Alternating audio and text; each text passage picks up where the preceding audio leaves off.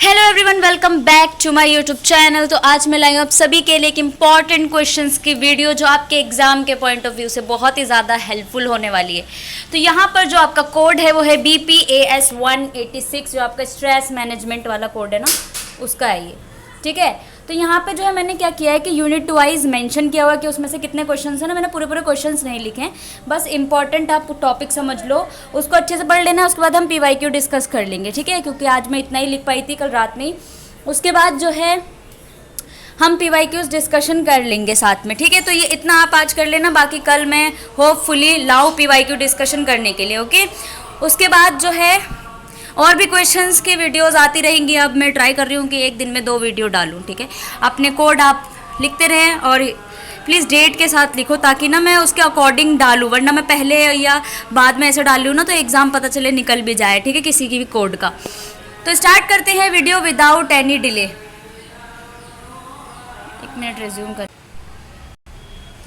तो स्टार्ट करते हैं क्वेश्चन नंबर 1 से। क्वेश्चन नंबर 1 है आपका stress in nature and concept. देखो यहाँ पे मैंने यूनिट वाइज मेंशन किया हुआ है कि यूनिट नंबर 1 में कितने कितने क्वेश्चन करने हैं, इससे अकॉर्डिंग, ठीक है, आप पढ़ सकते हैं कि यूनिट 1 में क्या क्या इंपॉर्टेंट टॉपिक्स है, ठीक है। उसके बाद PYQ डिस्कशन तो हम करेंगे ही। उसके बाद यहाँ पे जो है क्वेश्चन नंबर 2 पे मैंने मैंशन किया हुआ है सिम्टम्स ऑफ स्ट्रेस।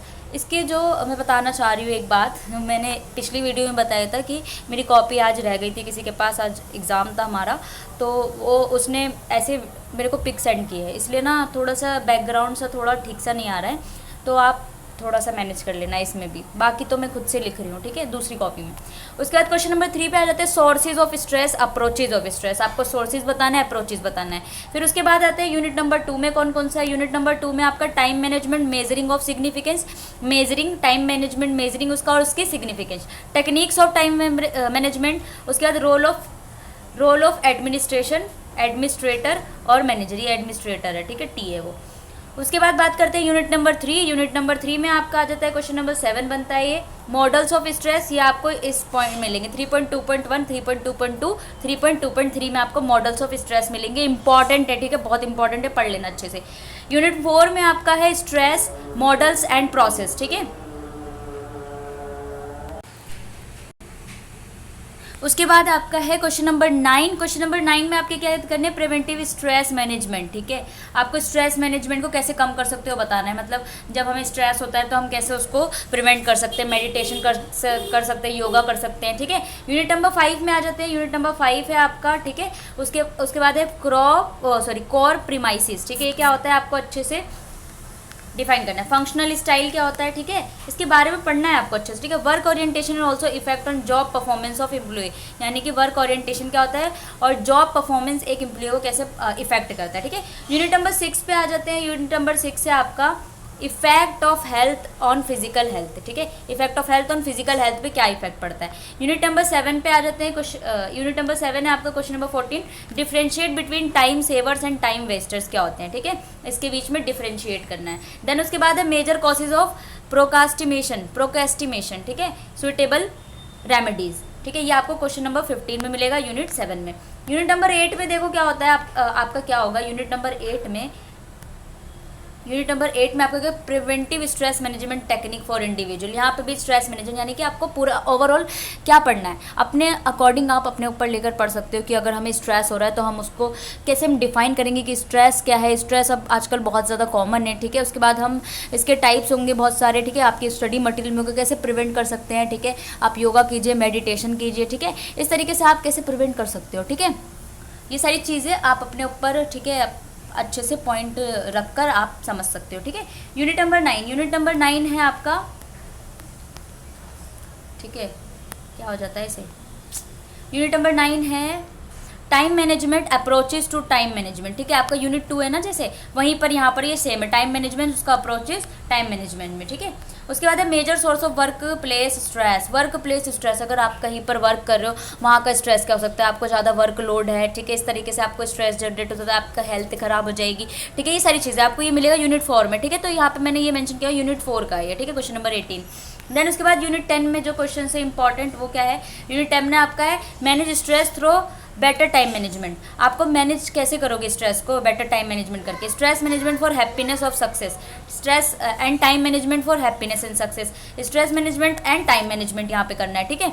तो आपके पास जो है इस वाले कोड में जो है ना वो आपके 10 यूनिट्स हैं। मैंने यहाँ पे यूनिट 1 में कितने क्वेश्चन है, यूनिट 2 में क्या इंपॉर्टेंट है, यूनिट 3 में क्या इंपॉर्टेंट है, 4 एंड 5 6 इस तरीके से इस बार दिया हुआ है, ठीक है।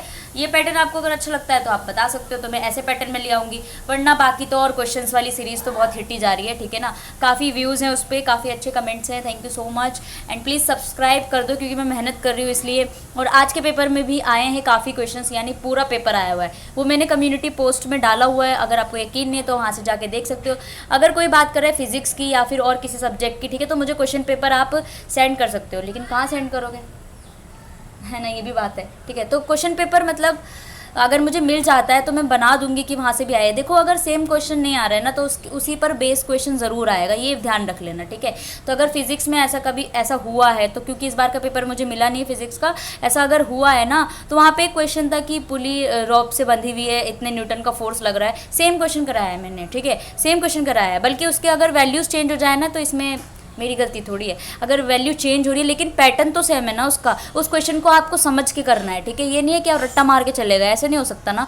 बाकी दो पेपर जो हुए हैं अभी, 2-3 पेपर उसमें बिल्कुल सेम क्वेश्चन आ गए हैं, ज़रूरी नहीं है कि हमेशा सेम आ जाए, ठीक है, लेकिन आप मुझ पर भरोसा कर सकते हो, इतना मैं कह सकती हूँ। गारंटीड 100% की गारंटी दी है मैंने, ऐसे हल्के में नहीं दी है, हलवा लेके नहीं दी है, ठीक है। तो आप भरोसा करके प्लीज़ सारे क्वेश्चन कीजिए, कोई हाफ में मत छोड़िए कि 1-2 क्वेश्चन कर लिया तो भरोसा नहीं हो रहा है, ठीक है। इस तरीके से अच्छे से एनालाइज करके ही मैं वीडियो बनाती हूँ, ठीक है।